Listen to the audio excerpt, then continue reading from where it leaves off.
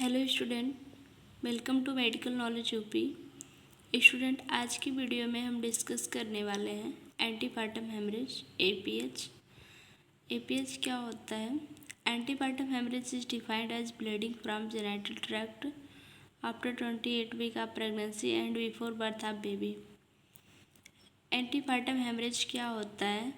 Pregnancy के 28 week के बाद एंड बेबी डिलीवर होने से पहले मदर के जेनिटल ट्रैक्ट से एबनॉर्मल ब्लीडिंग होती है। इस कंडीशन को हम एंटीपार्टम हेमरेज बोलते हैं। एंटीपार्टम हेमरेज क्या होता है? प्रेगनेंसी की 28 वीक के बाद एंड बेबी डिलीवर होने से पहले मदर के जेनिटल ट्रैक्ट से एबनॉर्मल ब्लीडिंग होती है। इस कंडीशन को हम एपीएच बोलते हैं। नेक्स्ट है टाइप्स। एपीएच मेनली 2 टाइप्स का होता है, प्लासेंटल ब्लीडिंग और extra placental bleeding. Next, placental bleeding जो होता है वो मेनली 2 टाइप का होता है, प्लासेंटा प्रीविया एंड एब्रेप्टिव प्लासेंटा। तो सबसे पहले हम स्टडी करेंगे प्लासेंटा प्रीविया क्या होता है। Placenta previa complete or partial implantation of placenta over the lower uterine segment is called placenta previa। placenta previa क्या होता है? complete और partial implantation of placenta over the lower uterine segment। इसमें क्या होता है? जो प्लासेंटा होता है वो completely या फिर partially लोअर यूट्राइन सेगमेंट में इम्प्लांट हो जाता है। इस कंडीशन को हम क्या बोलते हैं? Placenta previa. नेक्स्ट है incidence 1 in 250 in India. 250 cases में एक केस एपीएच का देखने को मिलता है। 1/3 of all APH occur due to placenta praevia. 1/3 मतलब जो एपीएच का केस होता है 1/3 of all due to placenta. 1/3 जो केसेस होते हैं एपीएच के वो प्लासेंटा प्रीविया के वजह से देखे जाते हैं। नेक्स्ट अब हम डिस्कस करेंगे कॉजेस। कॉजेस जो होता है एग्जैक्ट कॉज अननोन, इसका एग्जैक्ट कॉज अननोन होता है।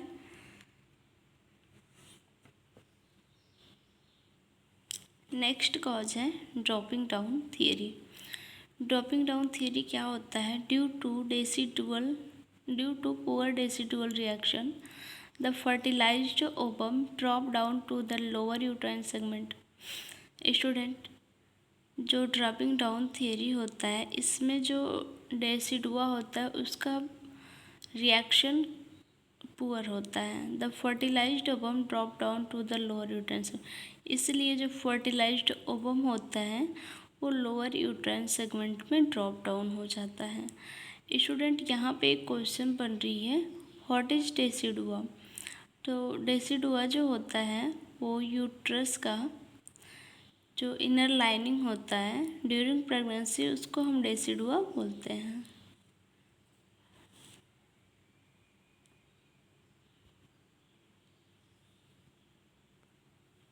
सो ड्रॉपिंग डाउन थियरी जो होता है उसमें जो डेसिडुआ होता है उसकी रिएक्शन पुअर होने के वजह से जो फर्टिलाइज्ड ओवम होता है वो लोअर यूट्राइन सेगमेंट में ड्रॉप डाउन हो जाता है। नेक्स्ट है डिफेक्टिव डेसिडुआ। स्टूडेंट, ये कॉजेज हैं प्लासेंटा प्रीविया के।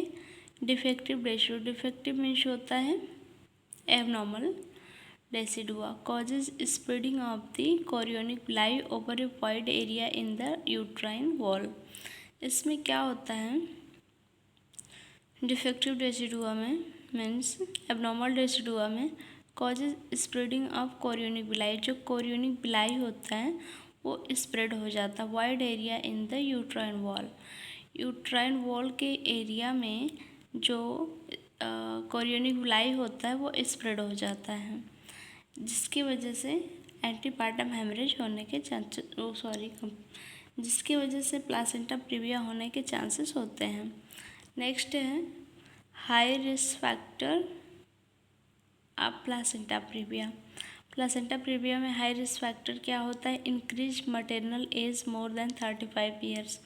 अगर मदर की एज मोर देन 35 ईयर है तो ऐसे कंडीशन में प्लासेंटा प्रीविया होने के चांसेस ज़्यादा होते हैं। मल्टीपैराइटी, कोई ऐसी वुमेन है जो कि 2 टाइम से ज़्यादा प्रेगनेंसी कंसीव कर रही है तो उसको भी प्लासेंटा प्रीविया होने के चांसेस होते हैं। स्मोकिंग की कंडीशन में भी रिस्क होता है प्लासेंटा प्रीविया के। एंड प्रियोर क्यूरेटेज, ऐसी कोई वुमेन जिसकी पहले क्यूरेटेज हो चुकी है तो उसको भी प्लासेंटा प्रीविया होने के चांसेस ज़्यादा होते हैं। नेक्स्ट अब हम देखेंगे टाइप्स और degree of placenta previa. Types और डिग्री, इसमें मेनली 5 डिग्री होते हैं। फर्स्ट डिग्री है low lying lateral, the lower margin of the placenta lies into the lower uterine segment. Placenta का जो लोअर मार्जिन होता है वो लोअर यूट्राइन सेगमेंट में लाइज हो जाता है। नेक्स्ट है second type 2 anterior, it means placenta is implanted at the anterior wall of uterus. इसमें क्या होता है, जो प्लासेंटा होती है वो यूट्रस के एंटीरियर वॉल पर इम्प्लांट हो जाती है। नेक्स्ट है third posterior, it means placenta implanted at the posterior और back wall of the uterus. इसमें क्या होता है, जो प्लासेंटा होता है वो यूट्रस के it means placenta is implanted at the posterior or back wall of the uterus। इसमें क्या होता है, जो प्लासेंटा होता है वो यूट्रस के पोस्टीरियर और बैक वॉल पर इम्प्लांट हो जाता है।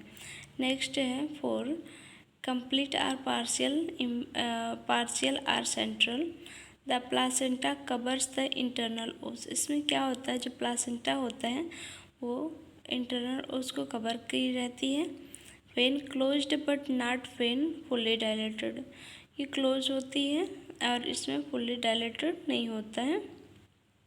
सर्विक्स।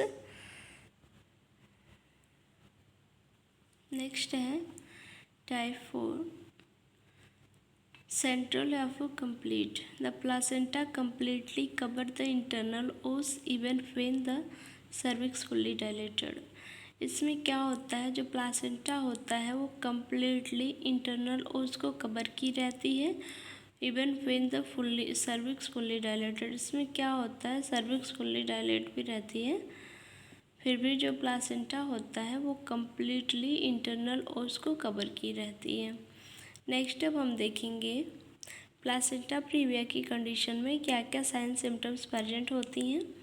सबसे पहले होता है painless vaginal bleeding during 3rd trimester of pregnancy. Pregnancy के 3rd ट्राइमेस्टर में पेनलेस वेजाइनल ब्लीडिंग प्रेजेंट होता है। नेक्स्ट होता है bright red vaginal bleeding and the amount of varies with the proportion of separation of placenta. Next sign क्या होता है, bright red vaginal bleeding present होती है and amount of varies with the proportion of separation of placenta, और placenta का जो separation होता है वो दिखाई देता है। मतलब वेरियस प्रपोर्शन, विभिन्न टाइप के प्लासेंटा का जो सेपरेशन है वो दिखाई देता है। नेक्स्ट अब हम देखेंगे प्लासेंटा प्रीविया की कंडीशन में हम क्या क्या डायग्नोसिस कर सकते हैं। फर्स्ट है अल्ट्रासोनोग्राफी, हमें अल्ट्रासोनोग्राफी करना होता है, इससे हम देखेंगे ये प्लासेंटा का या फीटस का कंडीशन। नेक्स्ट है पर वेजाइनल एग्जामिनेशन में बेबी का प्रेजेंटेशन देख सकते हैं। नेक्स्ट है एग्जामिनेशन ऑफ प्लासेंटा का एग्जामिनेशन करना होता है। नेक्स्ट अब हम डिस्कस करेंगे कॉम्प्लिकेशन में फर्स्ट वन है मटेरियल कॉम्प्लिकेशन ड्यूरिंग प्रेगनेंसी के टाइम पर मदर को क्या क्या कॉम्प्लिकेशन होती है। APS with varying degree of shock, antepartum haemorrhage हो सकता है बैरिंग डिग्री ऑफ शॉक के साथ। नेक्स्ट है प्रीटर्म लेबर, समय से पहले लेबर का होना। माल प्रेजेंटेशन, बेबी का प्रेजेंटेशन जो होता है वो माल प्रेजेंटेशन हो सकता है। एबनॉर्मल लाई, बेबी का जो लाई होता है वो भी एबनॉर्मल हो सकता है। अब हम देखेंगे ड्यूरिंग लेबर मदर को क्या क्या कॉम्प्लिकेशन हो सकती हैं। सो फर्स्ट वन है slow dilation of cervix causing prolong labour. इसमें क्या होता है, ड्यूरिंग लेबर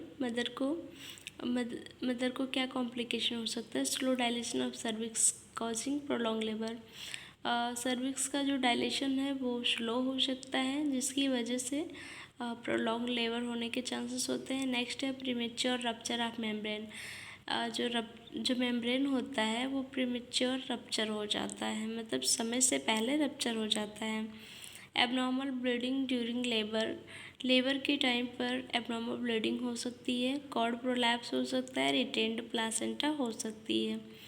नेक्स्ट अब हम देखेंगे पिपेरियम के टाइम पर क्या कॉम्प्लिकेशन होगा। सेप्सिस हो सकता है, मीन्स इन्फेक्शन हो सकता है।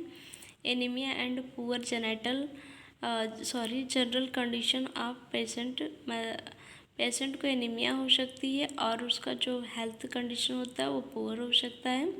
इन्वोल्यूशन ऑफ द यूट्रस का इन्वोल्यूशन हो सकता है। नेक्स्ट अब हम देखेंगे फीटस को क्या क्या कॉम्प्लिकेशन हो सकता है during placenta previa. Low birth weight babies, LBW हो सकता है। एस्फिक्सिया, बेबी को ब्रीथिंग डिफ़िकल्टी हो सकती है। बर्थ इंजरी, इंट्रायूट्राइन डेथ हो सकता है। कंजेनाइटल मॉलफॉर्मेशन हो सकता है, बेबी को जन्म पर ही कोई कंजेनाइटल मॉलफॉर्मेशन देखने को मिलता है। Foetal morbidity and mortality, foetal की मॉर्बिडिटी एंड मोर्टैलिटी हो सकती है। नेक्स्ट अब हम देखेंगे प्लासेंटा प्रीविया से हम पेशेंट को कैसे प्रिवेंट कर सकते हैं। सो फर्स्ट वन है to improve the health status of women and correction of anaemia adequate antenatal care is required. To improve the health status of mother के हेल्थ स्टेटस को इम्प्रूव करना है and correction of anaemia adequate antenatal care is required. अगर anaemia present है तो उसको correct करना है और एंटीनेटल केयर कम्प्लीटली प्रोवाइड करना है, जितना भी रिक्वायर्ड है उतना एंटीनेटल केयर देना है।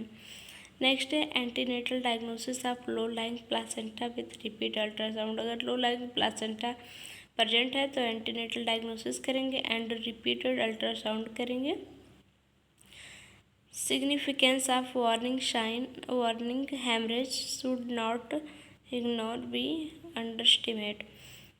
Significance of warning sign haemorrhage, अगर हेमरेज की वार्निंग साइन प्रेजेंट है तो उसे हमें अवॉइड नहीं करना, उसे इग्नोर नहीं करना है। नेक्स्ट अब हम देखेंगे ड्यूरिंग प्लासेंटा प्रीविया के टाइम पर होम मैनेजमेंट क्या कर सकते हैं। Put the patient to bed rest, patient को कंप्लीट बेड रेस्ट प्रोवाइड करनी है। असेस द ब्लड लॉस को असेस करनी, कितना ब्लड लॉस हुआ है उसको असेस करना है। Quick but gentle abdominal examination करना है। नेक्स्ट अब हम देखेंगे management of placenta praevia at hospital पर प्लासेंटा प्रीविया को हम कैसे मैनेज करेंगे। सो सबसे पहले if the gestational age is early, an attempt is made to prolong the pregnancy with the intention of optimizing the neonatal outcome, the woman is hospitalized to try and avoid preterm labor or hemorrhage।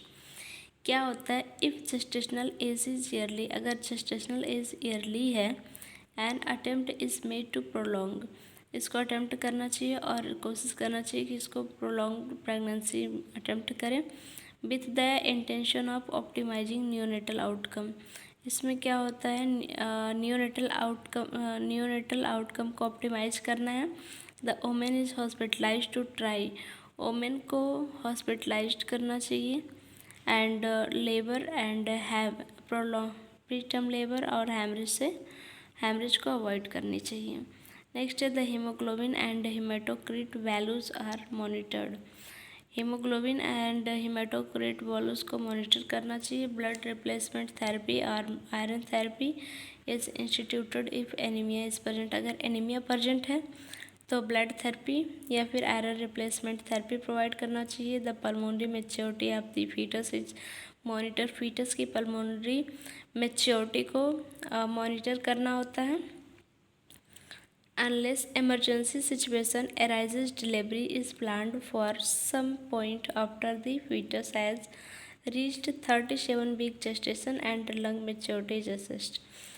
Unless emergency situation में क्या होता है, delivery को plan करना होता है कुछ point को ध्यान में रखते हुए, जैसे कि जो प्रेगनेंसी है वो कम से कम 37 वीक तक कंप्लीट होनी चाहिए और फीटस का जो लंग है वो मैच्योर है। इसको असेस करने के बाद में हमें डिलीवरी के लिए प्लान करना चाहिए। आई होप स्टूडेंट आपको समझ में आ गया होगा। अगर वीडियो समझ में आया तो वीडियो को लाइक करें, चैनल को सब्सक्राइब करें एंड ज़्यादा से ज़्यादा शेयर करें। Thank you for watching. इस तरह की वीडियो आपको हमारे चैनल पर मिल जाएगा। पूरी ओबीजी कंप्लीट आपको पढ़ाई जाएंगी। आप यहाँ से नोट बना सकते हैं एंड प्रिपरेशन कर सकते हैं। Thank you for watching. Thank you so much.